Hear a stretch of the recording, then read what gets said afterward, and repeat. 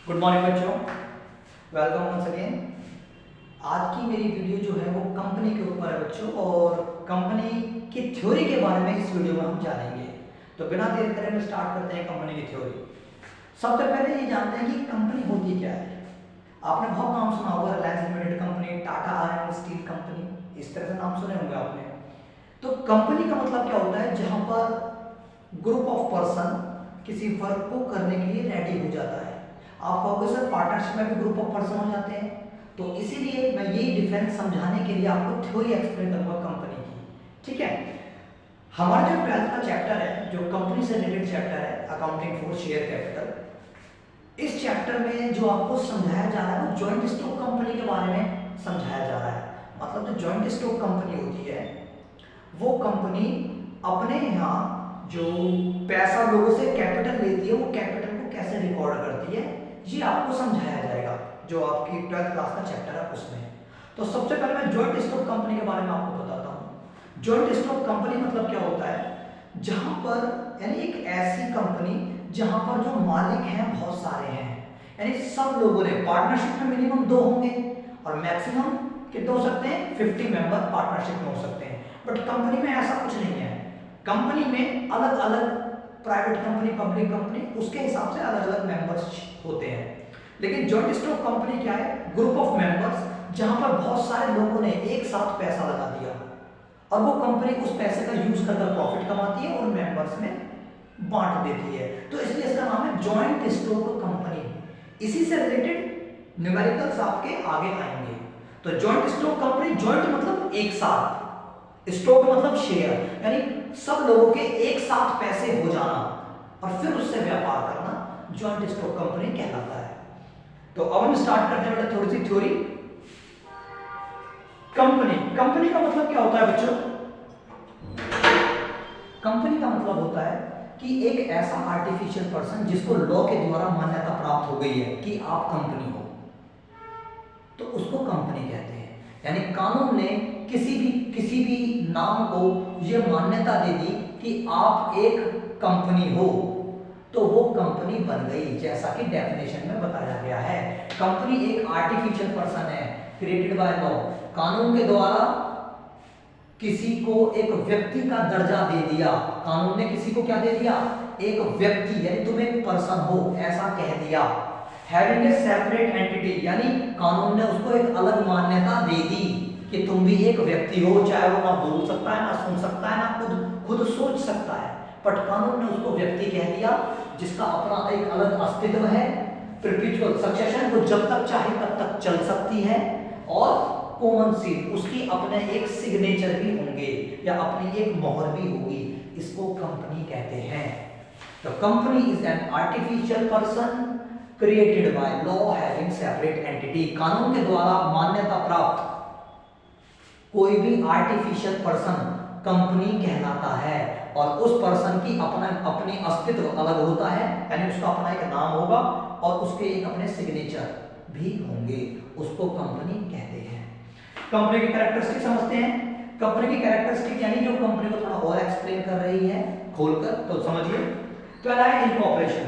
Incorporation का मतलब होता है कि कंपनी, जब किसी भी कंपनी को हम एज ए कंपनी बनाते हैं या उसको कंपनी की मान्यता दिलवाते हैं, तो उसको इनकॉर्पोरेशन कहते हैं। कंपनी को मान्यता दिलवानी पड़ती है, यानी हर स्टेट या डिस्ट्रिक्ट में एक ऑफिस होता है, रजिस्ट्रार ऑफिस। उस रजिस्ट्रार ऑफिस में एक ऑफिसर बैठा होता है जिसको रजिस्ट्रार ऑफिसर कहते हैं। उसके पास एक रजिस्टर होता है, उस रजिस्टर में जाकर वो क्या करते हैं, उस रजिस्टर में जाकर जो लोग मिलकर कंपनी खोल रहे हैं, वो उस रजिस्टर में जाकर अपनी कंपनी का नेम लिखवाते हैं, नेम लिखवाते हैं वहां पर उस रजिस्टर के अंदर, और जैसे नेम लिख गया तो इसको कहते हैं कंपनी को इनकॉर्पोरेशन करना। तो इनकॉर्पोरेशन मतलब क्या है, रजिस्ट्रार ऑफिस में जाकर कंपनी के इंपोर्टेंट डॉक्यूमेंट वहां देकर अपनी कंपनी का नाम उस रजिस्टर के अंदर लिखवाना, ठीक है, उसको कहते हैं इनकॉर्पोरेशन। दूसरा क्या है, सेपरेट लीगल एंटिटी। बेटा वीडियो पॉज करके ये इंपॉर्टेंट पॉइंट आप ले लेना, ठीक है। Separate legal entity. Separate legal entity का मतलब क्या होता है कि जो कंपनी होती है उसका अपना एक कानूनी अस्तित्व होता है अलग। मतलब सेपरेट लीगल एंटिटी में उसका अपना कानून के द्वारा कंपनी को कुछ राइट अधिकार मिले होते हैं, ठीक है।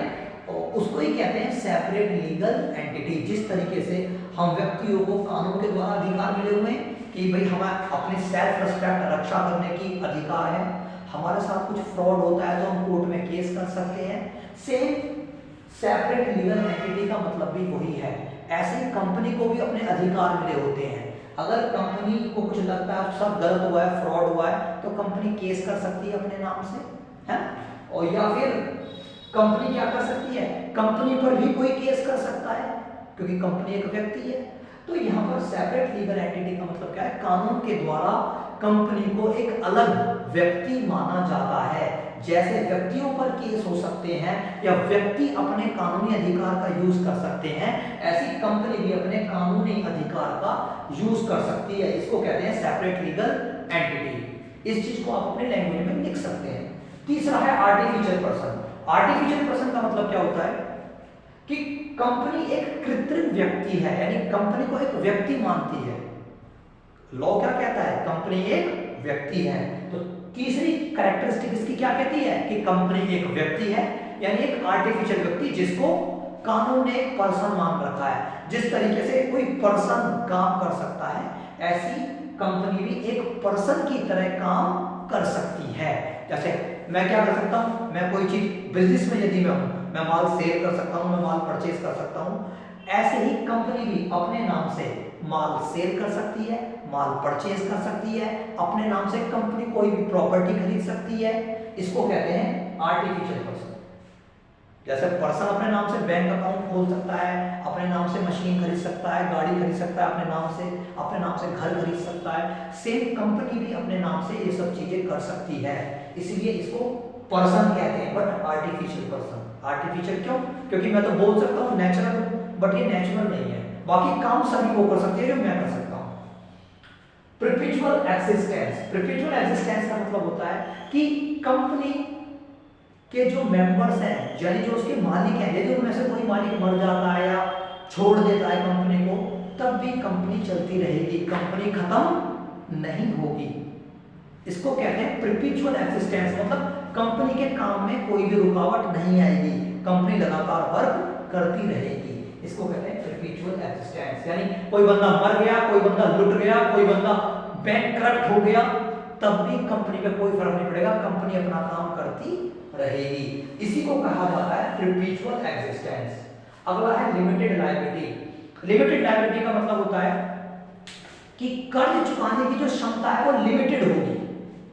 अब इसका मतलब क्या है, देखो जो कंपनी में पैसा लगाते हैं लोग, है ना, जो मेंबर्स होते हैं कंपनी के, जो कंपनी में पैसा लगा रहे हैं, जिनको शेयर होल्डर्स भी कहा जाता है, उन लोगों ने जितना पैसा लगाया है, वो जितना पैसा उनका है उसी हिसाब से कर्जा भी चुकाएंगे। यानी यदि कंपनी पे ऐसी नौबत आती है कि कंपनी बंद हो रही है ना, ये कंपनी अब खत्म हो चुकी है, तो कंपनी का जो भी कर्ज है वो चुकाना पड़ता है। तो उसको कौन चुकाते हैं, उसको चुकाते हैं वो मालिक लोग जिन लोगों ने कंपनी में पैसा लगा रखा था, ठीक है ना। जिन लोगों ने कंपनी में पैसा लगा रखा था वो लोग उस कर्जे को चुकाएंगे। लेकिन कितना चुकाएंगे, जैसे मैंने किसी कंपनी में 5 लाख रुपया लगा रखा है, अब जब कंपनी बंद हो रही है उस टाइम मेरा उसमें 5 लाख रुपया ही है, जब कंपनी बंद हो रही है, तो मैं जो कर्जा चुका सकता हूँ 5 लाख तक का ही चुकाऊंगा, उससे ऊपर का कर्जा मैं नहीं चुकाऊंगा। इसी को कहा जाता है लिमिटेड लायबिलिटी, ठीक है ना। तो जो 5वीं कैरेक्टरिस्टिक है कंपनी की, लिमिटेड लायबिलिटी, मतलब जो उसके मेंबर्स होते हैं कंपनी के, वो मेंबर्स उतना, या शेयर होल्डर्स होते हैं, वो उतना ही कर्जा चुकाएंगे जितना उनकी कैपिटल उस टाइम कंपनी के अंदर है। इसको ही कहते हैं limited liability. Transferability of share. Transferability of share का मतलब क्या होता है कि जैसे मैं किसी कंपनी पे मैंने पैसा लगा रखा है, तो मैं उस कंपनी का मालिक हो गया। अब मैं चाहता हूं कि मैं अपने पैसे, मैं उस कंपनी का मालिक नहीं रहना चाहता, मैं हटना चाहता हूं, तो मैं अपना जो मैंने मालिकाना हक खरीद रखा है उस कंपनी में, वो किसी और के नाम भी कर सकता हूं और मैं वहां से चला जाऊंगा। इसको कहते हैं ट्रांसफरेबिलिटी ऑफ शेयर। यानी कंपनी में मालिकाना क्या हो सकता है, कंपनी में मालिकाना हक ट्रांसफर हो सकते हैं। मैं अपना मालिकाना हक मैं इस कंपनी का मालिक हूँ, इसमें मेरे इतने रुपए लगे हुए हैं, तो मैं वो किसी और के नाम भी कर सकता हूँ, मैं अलग हट सकता हूँ। इसको ही कहते हैं transferability of share. Ownership, ownership का मतलब क्या होता है? Manage by elected director not by members. मतलब कंपनी के मालिक तो होते हैं जिन लोगों ने पैसा लगाया है, उनको कहते हैं मेंबर्स या शेयर होल्डर्स, वो मालिक है। लेकिन कंपनी का जो डिसीजन लेता है वो मालिक नहीं लेते, वो लेता है डायरेक्टर। और वो डायरेक्टर वो व्यक्ति होता है जो मालिकों के द्वारा चुना गया है। जैसे किसी कंपनी में 10 शेयर होल्डर है, ठीक है ना, ये शेयर होल्डर 10 शेयर होल्डर है, 10 लोगों ने अपना पैसा लगा रखा है, कंपनी चला रहे हैं। अब इन 10 के द्वारा एक व्यक्ति चुना जाता है, चूज करा जाता है। जिस व्यक्ति को ये 10 व्यक्ति चूज करते हैं उसको कहते हैं डायरेक्टर, ठीक है ना। कंपनी का जो भी डिसीजन लेता है वो ये डायरेक्टर ही लेता है। मालिक तो ये होंगे, यानी ओनर तो ये हैं, ओनर ये हैं, लेकिन जो डायरेक्टर होगा यानी इन ओनर्स के द्वारा जो चुना हुआ व्यक्ति होगा वही डिसीजन लेगा। तो ओनरशिप किसके?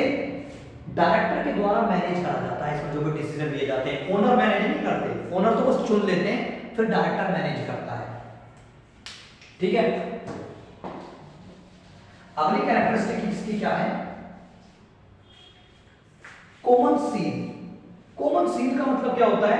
मे और मे नॉट। देखो कॉमन सील मतलब जैसे हमारे सब व्यक्तियों के सिग्नेचर होते हैं, मेरे सिग्नेचर नितेश के नाम से है, ऐसे आपके नाम से आपके खुद के सिग्नेचर होंगे, है ना।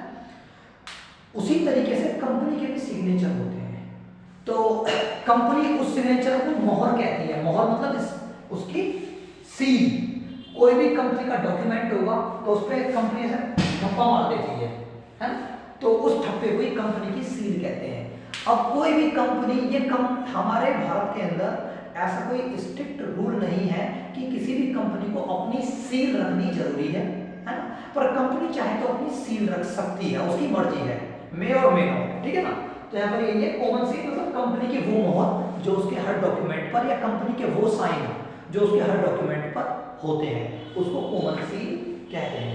तो बेटा ये कंपनी की कैरेक्टरिस्टिक थी, यानी कंपनी क्या होती है? एक आर्टिफिशियल पर्सन जिसे लॉ के द्वारा बनाया गया है और उसकी अपनी सेपरेट एंटिटी और लीगल एग्जिस्टेंस होता है, ये कंपनी है। और कंपनी को थोड़ा और डिफाइन खोल करके बताया है कि इनकॉर्पोरेशन होने के बाद ही कोई कंपनी कंपनी कहलाएगी, उसकी सेपरेट लीगल एंटिटी होनी चाहिए, मतलब कानूनी अधिकार होते हैं उसके, तो वो कंपनी कहलाएगी। दूसरा आर्टिफिशियल पर्सन, उसको एक व्यक्ति माना गया है तो वो कंपनी कहलाएगी। प्रिपिटल, अगर कोई व्यक्ति उसको चलाने वाले मर गए तब भी कंपनी खत्म नहीं होती, वो तब भी चलती रहेगी। लिमिटेड लायबिलिटी, यानी जो उसके कर्ज चुकाने की क्षमता है कंपनी की, वो उतना ही कर्ज चुका पाएगी जितना उसके मालिकों ने उसमें पैसा लगा रखा है। ट्रांसफरेबिलिटी ऑफ शेयर, किसी व्यक्ति ने यदि कंपनी का कोई मालिक है तो वो अपना मालिकाना हक किसी और को बेच सकता है। ओनरशिप, यानी जो मैनेज, वैसे मालिक तो उसके वही बंदे होते हैं जो पैसा लगाते हैं, लेकिन इसको मैनेज डायरेक्टर करते हैं जो मालिकों के द्वारा चुने गए हैं। कॉमन सील, कंपनी की अपनी एक मोहर होती है जिसको उसका सिग्नेचर भी कहा जाता है। तो इस थ्योरी में बेटा इतना ही था। अब मैं नेक्स्ट वीडियो में इसके अगले पार्ट्स को बताऊंगा।